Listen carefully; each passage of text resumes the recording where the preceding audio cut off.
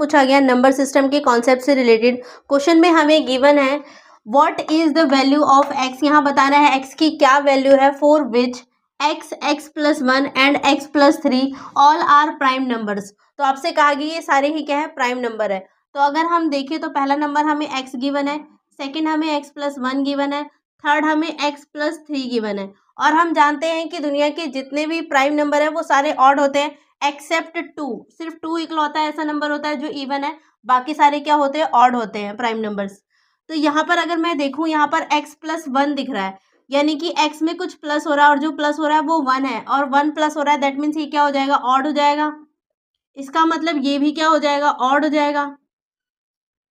अगर ये ऑड है और ऑड में से मैं एक नंबर माइनस कर देती हूँ, यानी कि माइनस वन कर देती हूँ, तो जो आपके पास नंबर बचेगा, कहने का मतलब है तीन है, तीन में से एक माइनस कर दो तो कितना बचता है, दो बचता है।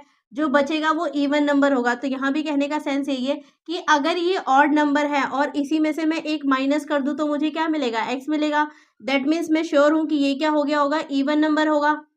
और अगर ये पेयरिंग देखें तो हमें पता है कि दुनिया में सिर्फ एक ही नंबर है जो कि प्राइम नंबर है और इवन है, दैट इज टू। तो यहाँ पर रिजल्ट आपको क्या मिल जाएगा, एक्स की वैल्यू दो।